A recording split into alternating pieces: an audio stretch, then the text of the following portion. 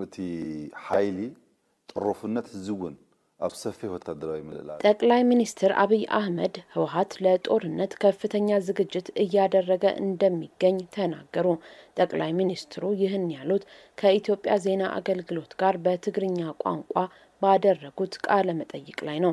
ትላንት ማክሰኞ የካቲት 24 2018 ምሽት በመንግስት የመገናኛ ብዙሃን በተሰራጨው በዚሁ ቃለ መጠይቅ ላይ ቆሞ ቀሩ ያሉት የህወሓት ቡድን በአመራርና በአባላቱ በኩል ተከፋፍሎ ከህዝብ ተነጥሎ ብቻውን እንደቀረ ተናግረዋል። ታጣቂዎችንም ጨምሮ የትግራይ ህዝብ ጦርነት እንደማይፈልግ እያሳየ መሆኑን የጠቀሱት ጠቅላይ ሚኒስትሩ ይሁን እንጂ ህወሓት በሰፊው ወታደራዊ ዝግጅት ላይ ይገኛል ሲሉ ከሰዋል። ህወሓት በአባላቱና በህዝቡ ላይ የነበረው ተስፋ የተዳከመ እንደመጣ ያነሱት ጠቅላይ ሚኒስትር አብይ ተስፋውን ወደ ውጭ ኃይሎች አድርጎ ጸረ ኢትዮጵያ ከሆኑ ኃይሎች ጋር መሰለፉን አመልክተዋል። ያለችው አቅም ደግሞ እያነሰች ትገኛለች። ባለችው አቅም ወታደራዊ ቅስቀሳዎችን እያደረገ ነው ሲሉም አክለዋል። የፌዴራል መንግስት ወደ ክልሉ የሚልከውን የልማት በጀት እየነጠቀ የታጣቂ ቀለብ እያደረገ እንደሚገኝም ገልጸዋል።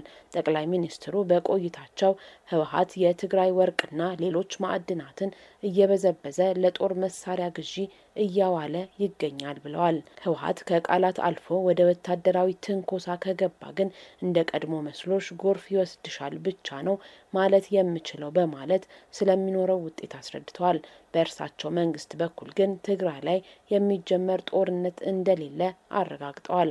በትግራይ ዳግም ውጊያ የመጀመር ፍላጎትና ሀሳብ እንደሌለን ህዝባችን ማወቅ አለበትም ብለዋል ጠቅላይ ሚኒስትሩ። ህወሓት በበኩሉ የፌዴራሉ መንግስት በትግራይ ላይ ዳግም ወረራ ለመፈጸም እየተዘጋጀ ነው በማለት በተደጋጋሚ መክሰሱ ይታወቃል።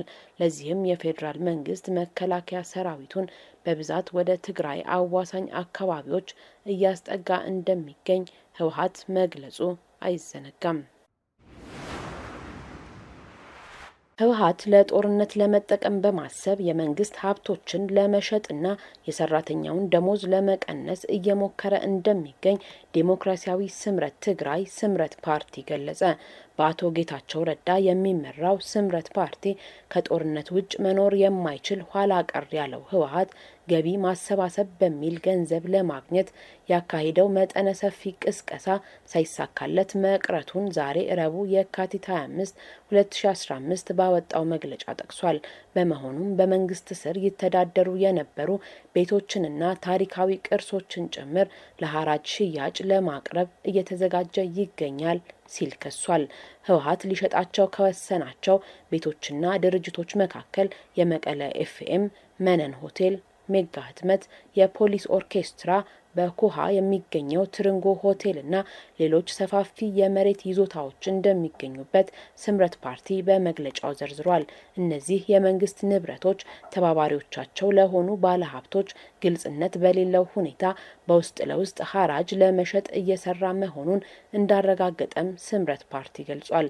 ህግ በመጣስ የሚፈጸም ያለው ይህ ተግባር ተጠያቂነት የሚያስከትል መሆኑን የጠቀሰው ፓርቲው ይህን ከግምት በማስገባት በዚህ ሂደት የሚሳተፉ ባለሀብቶች በሙሉ ከድርጊታቸው እንዲቆጠቡ አሳስቧል።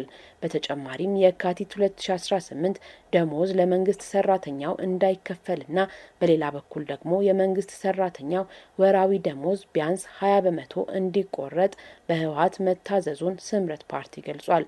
ፓርቲው ይህን መግለጫ ያወጣው ጠቅላይ ሚኒስትር አብይ አህመድ ህወሓት ለጦርነት ከፍተኛ ወታደራዊ ዝግጅት እያደረገ እንደሚገኝ የገለጹበት ቃለ ምልልስ በመገናኛ ብዙሃን በተላለፈ ማግስት ነው።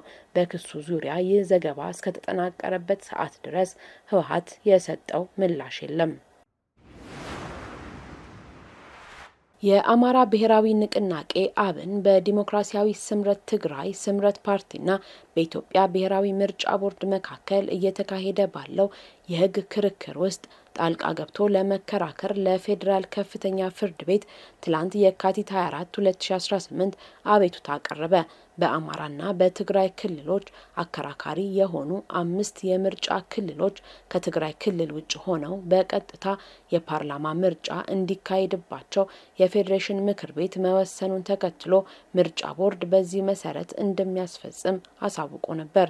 ዲሞክራሲያዊ ስምረት ትግራይ ፓርቲ ውሳኔው እንዲታገድ ያቀረበውን አቤቱታ የተመለከተው የፌዴራሉ ከፍተኛ ፍርድ ቤት በፌዴሬሽን ምክር ቤት ውሳኔ ላይ ጊዜያዊ እግድ አስተላልፏል። አብን ለፍርድ ቤቱ ባቀረበው የ3 ገጽ አቤቱታ ስምረት ፓርቲ ያቀረበው ክስና በፍርድ ቤቱ የተሰጠው እገዳ በፌዴሬሽን ምክር ቤት ውሳኔ ለሕዝብ በከፊል የተረጋገጠውን ሕገ መንግስታዊ የመምረጥና የመመረጥ መብት የሚጋፋ እንደሆነ ገልጿል። በተጨማሪም በአካባቢዎቹ በምርጫ ለመሳተፍ መዘጋጀቱን የገለጸው አብን የፍርድ ቤቱ እግድ ፓርቲው በምርጫው እንዳይሳተፍ የሚያደርግ ውጤት ያለው በመሆኑ መከራከር እንደሚፈልግ አመልክቷል። በዚህ ክርክር ተካፋይ ባልሆነበት ሁኔታ የሚካሄድ የክርክር ሂደትና የሚሰጠው ውሳኔ አጠቃላይ መብቱንና ጥቅሙን የሚያሳጣ እንደሆነ ጠቅሶ ፍርድ ቤቱ አብን በክርክሩ ውስጥ ጣልቃ ገብቶ እንዲከራከርና የከሳሽ ክስና የተከሳሽ መልስ ቅጂዎች እንዲደርሱት ጠይቋል።